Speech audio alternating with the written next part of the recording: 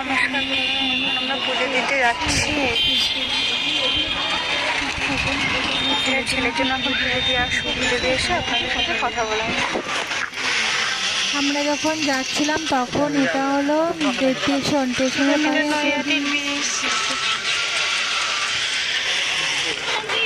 এই যে আমরা এখন পুজো দিচ্ছি এখানে। ওখানে একটা নিয়ম আছে, এখানে গেলে এখানে মোমবাতি ধূপকাঠি এগুলো ধরাতে হয়, তাই আমার বর এগুলো ধরাচ্ছে। ছেলে আমার পুজো হয়ে গেছে, এখন ও দিচ্ছে, দেওয়া হয়ে যাবে, তারপরে আপনাদের সঙ্গে দেখাবো।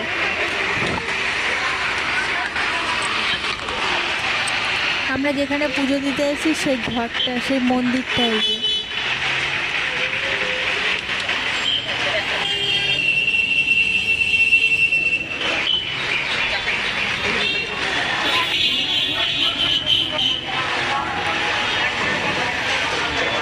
ভিতরে কত সুন্দর। শুনেছি এই ঠাকুরটা খুব জাগ্রত ঠাকুর, এখানে যা মানসিক করা হয় তাই পাওয়া যায়। আমি যখন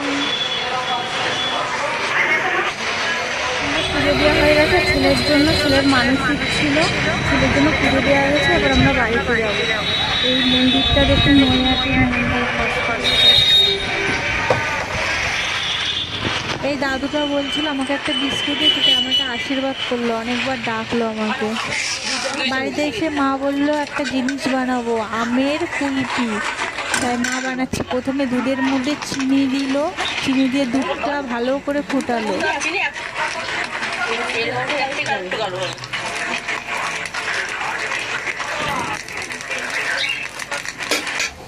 দেওয়ার পরে একটু এলাচের গুঁড়ো দিল, দিয়ে এটাকে ভালো করে ফুটাবে, একদম গাঢ় করে দেবে।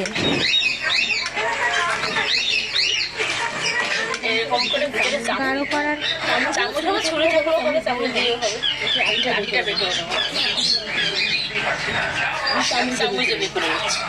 আপনারা চাইলে ছুরি দিয়েও বের করতে পারেন, আমাদের কাছে ছুরি ছিল না তাই আমরা চামচ দিয়ে বের করেছি।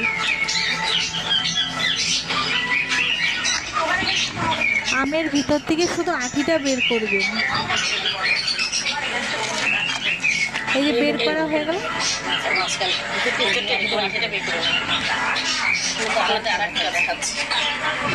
আর একটাও এরকম ভাবে বের করবেন যেন আটিটা শুধু বের হয়ে আসে।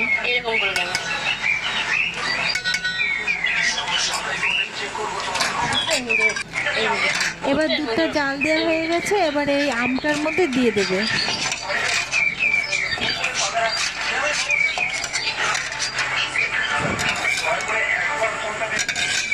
দিয়ে এবার আমের মুখটা ভালো করে আটকে দেবে।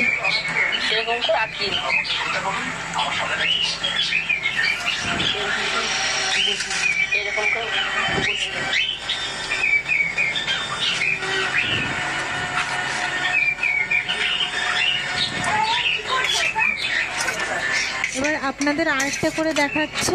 আপনাদের যদি এটা ভালো লাগে প্লিজ লাইক করবেন, কমেন্টে জানাবেন। এরকম করে মুখটা আটকে এই যে ধরে রেখে, এবার তিনটে একসাথে রেখে দিল। এবার ফ্রিজে এটা রেখে দেবে। এবার 1 ঘন্টা পর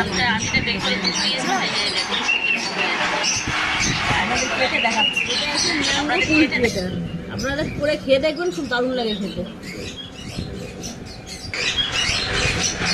এটাকে ছুলে গোল গোল করে কাটতে হবে, কেটে থালায় সাজালে পুরো আইসক্রিম কুলফির মতো লাগে, এত সুন্দর খেতে লাগে।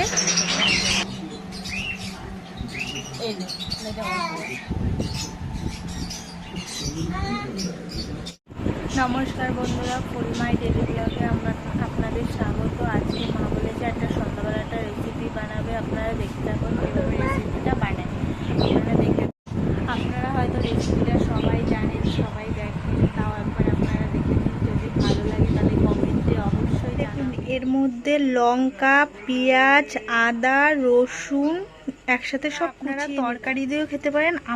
আমরা কি করব, এর মধ্যে এটা বাদাম বাটা দিয়ে খাবো। এই বাদাম বাটার মধ্যে রসুন, ময়দাটা ভালো করে মাখলাম, এবার মেখে 10 মিনিট ঢাকা দিয়ে রাখবো। 1 চামচ সবাই জানেন, সবাই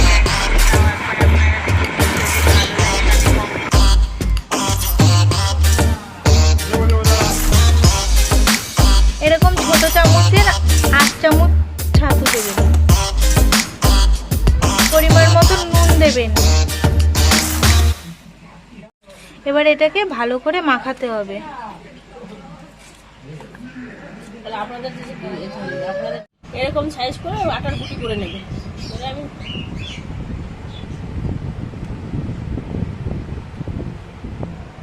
এই ময়দাটা একটু মাখিয়ে নেবেন, এরকম করে নেবেন।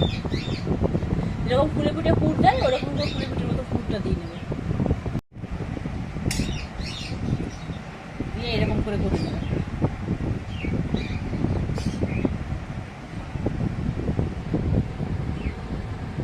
এরকম করে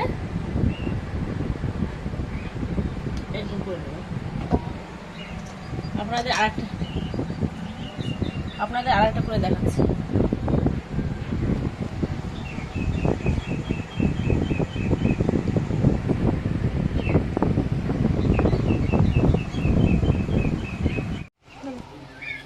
এরকম করে বেলে নেবেন, বেশি বড়ও না ছোটও না।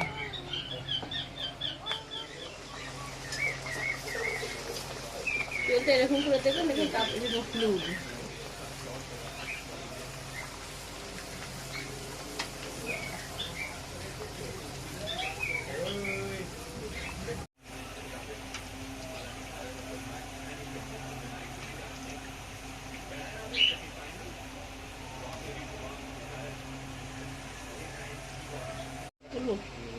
এই একটা হয়ে গেছে, আপনাদের আর একটা করে দেখাচ্ছি।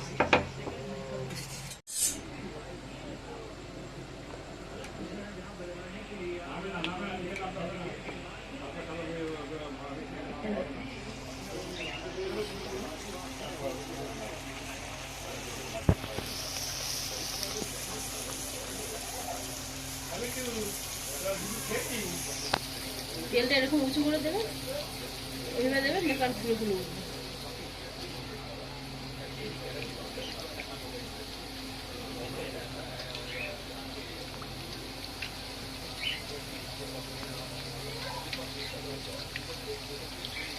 বাদামের চাটনি, এর মধ্যে রসুন আছে, কাঁচা লঙ্কা আছে আর বাদাম আছে। দেখুন কত খাস্তা হয়েছে, দেখুন।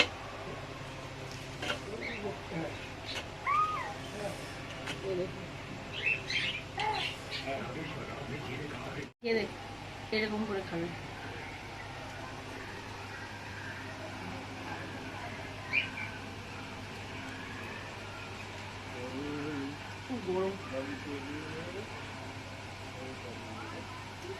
এটা যদি ভালো লাগে তাহলে লাইক করবেন।